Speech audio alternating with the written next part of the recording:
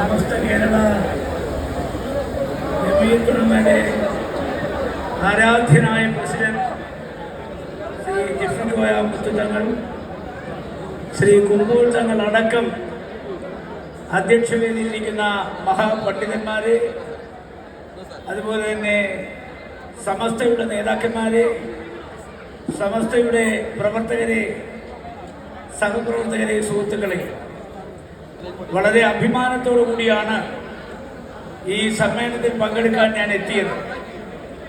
കഴിഞ്ഞ 2.5 മണിക്കൂറോളമായി സമസ്തയുടെ പ്രസിഡന്റ് ശ്രീ ജിഫ്രി കോയ മുത്തുതങ്ങളെ കാണാൻ, അദ്ദേഹത്തെ സ്വീകരിക്കാൻ ഞാൻ ആകാംക്ഷയോടുകൂടി കാത്തിരിക്കുകയായി.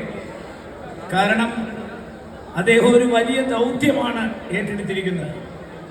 കന്യാകുമാരിയിൽ നിന്ന് ആരംഭിച്ച ഈ സന്ദേശയാത്ര കേരളത്തിലെ വിവിധ ജില്ലകളിൽ പര്യടനം നടത്തിയിട്ടാണ് ഇന്ന് തളങ്കരയിലെ മലിംദിനാറിൻ്റെയും പുണ്യഭൂമിയിലെത്തിയത്.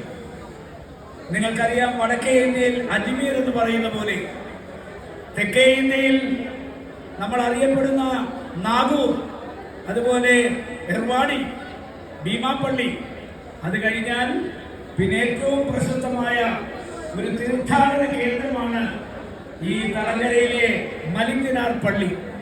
ഇതൊരു സർവമത സ്ഥാപനമാണ്, ഒരു തീർത്ഥാടക കേന്ദ്രമാണ്. അപ്പോൾ ഒരു തീർത്ഥയാത്ര ഒരു തീർത്ഥാടന കേന്ദ്രത്തിൽ സമാപിക്കുക എന്ന് പറഞ്ഞാൽ അതൊരു മഹത്തായ കാര്യമാണ്, മഹത്തരമായ ഒന്നാണ്. സാമ്രാജ്യത്വവാദികളായ ബ്രിട്ടീഷുകാർ ഇന്ത്യ അടക്കി വാഴുന്ന കാലത്ത് നമ്മുടെ പ്രവാചകനായ മുഹമ്മദ് നബിയുടെ അനുയായികൾ, ഏകദൈവ വിശ്വാസികൾ, അവരെ സംഘടിപ്പിച്ചിട്ടാണ് ഈ സംഘടന രൂപീകരിച്ചിരിക്കുന്നത്. ഈ സംഘടന കടന്നു ചെല്ലാത്ത ഒരു മേഖലയുമില്ല. വിദ്യാഭ്യാസ മേഖലയുണ്ട്, മാധ്യമ പ്രവർത്തന മേഖലയുണ്ട്, ആരോഗ്യ മേഖലയുണ്ട്, ജീവകാരുണ്യ മേഖലയുണ്ട്. സമസ്ത കടന്നു ചെല്ലാൻ ഇനി ഒരു മേഖലയും ബാക്കിയില്ല. സമസ്തയുടെ പ്രവർത്തനങ്ങൾ വളരെ ആകാംക്ഷയോടുകൂടിയാണ് നമ്മൾ നോക്കിക്കാണുന്നത്. നമുക്കറിയാം, നിഷ്കളങ്കമായ പെരുമാറ്റം കൊണ്ട്, നിസ്വാർത്ഥമായ പ്രവർത്തന ശൈലി കൊണ്ട്, ഉലയാത്ത കർമ്മധീരതയുടെ ഉജ്ജ്വല പ്രതീകമായി മാറിയ ശ്രീ ജിഫ്രി കോയ മുത്തുതങ്ങൾ, അദ്ദേഹം നിലപാടുകളുടെ രാജകുമാരനാണ്. ഒരു കാര്യം പറഞ്ഞാൽ അതിൽ അടിയുറച്ചു നിൽക്കും. ചെയ്യാൻ കഴിയുന്ന കാര്യങ്ങൾ മാത്രം പറയും, പറയുന്ന കാര്യങ്ങൾ ചെയ്തിരിക്കും. ഒരാളിന്റെ മുമ്പിലും അദ്ദേഹം ഭയപ്പെടുന്ന പ്രശ്നമില്ല, നിർഭയനായി മുന്നോട്ട് നീങ്ങുന്നു.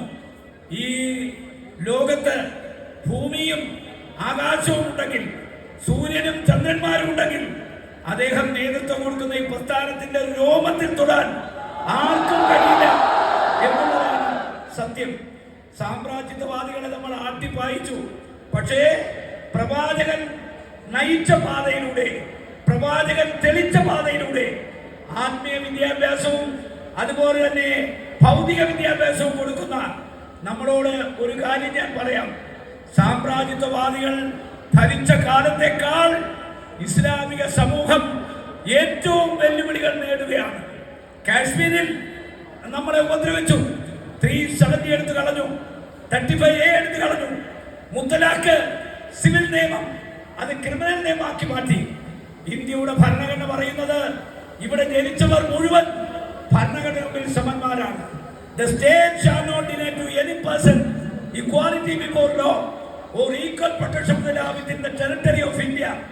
80% ഹിന്ദുക്കൾക്ക് ഈ രാജ്യത്ത് എന്ത് അവകാശമുണ്ടോ അത് മുസൽമാനുണ്ട്, ക്രിസ്ത്യാനിക്കുണ്ട്, പാർസിക്കുണ്ട്, ബൗദ്ധനുണ്ട്, ജൈനനുണ്ട്, സിഖുകാരനുണ്ട്. ഇന്ത്യയുടെ മണ്ണിൽ ജനിച്ചു വീഴുന്ന ഒരു പൗരനും രണ്ടാം തരം പൗരന്മാരല്ല, ഒരേ പൗരന്മാരാണ്. ഭരണഘടനയുടെ ആർട്ടിക്കിൾ 14, 15 അമൻഡ് ചെയ്ത് 2 തരം പൗരന്മാരെ ഉണ്ടാക്കാനാണ് പൗരത്വ നിയമം ഭേദഗതി ചെയ്തത്. ഇതാ അല്ലാഹുവിന്റെ സ്വത്ത് വഖഫ് ഭൂമി പിടിച്ചെടുക്കാനുള്ള ഹീനമായ ശ്രമം നടക്കുന്നു. അതുകൊണ്ട് ഞാൻ ദീർഘമായി പ്രസംഗിക്കുന്നില്ല. ഞാൻ എന്റെ ആരാധ്യനായ നേതാവിനോട് പറയുന്നു, എത്തേണ്ടത് അവിടത്തെത്തിയാലും ശരി, മധ്യേ മരണം വിരുകിയാലും ശരി, ഇസ്ലാമിന്റെ അവകാശങ്ങൾ കവർന്നെടുക്കുന്നവർക്കെതിരെ പോരാടണം, അവസാന ശ്വാസം വരെ പോരാടണം. അങ്ങക്ക് അതിനുള്ള കരുത്തുണ്ട്, ശക്തിയുണ്ട്. സർവശക്തനായ തമ്പുരാൻ അങ്ങക്ക് ആയുസ് തരും. ഈ ആയുസ് ഉപയോഗിച്ച് ഇവിടെ നടക്കുന്ന ഹീനമായ ശ്രമങ്ങളെ ചെറുത്തു തോൽപ്പിച്ച് ഇസ്ലാമിക സമൂഹത്തിന് നീതി വാങ്ങിക്കൊടുക്കാൻ പടച്ച തമ്പുരാൻ അങ്ങേ അനുഗ്രഹിക്കട്ടെ, ആശീർവദിക്കട്ടെ. ഈ പ്രൗഢഗംഭീരമായ ജാഥ നയിച്ച് ഇവിടെ എത്തിച്ചേർന്ന അദ്ദേഹത്തിന് എല്ലാവിധ ഭാവുകങ്ങളും നേർന്നുകൊണ്ട്, ആശംസകൾ നേർന്നുകൊണ്ട് ഈ പ്രസ്ഥാനം ഇനിയും കൂടുതൽ കരുത്തോടെ മുന്നോട്ട് പോകട്ടെ എന്ന് പ്രാർത്ഥിച്ചുകൊണ്ട് ഞാൻ എൻ്റെ എളിയ വാക്കുകൾ ചുരുക്കുന്നു. നമസ്കാരം. ജയ് ഹിന്ദ്.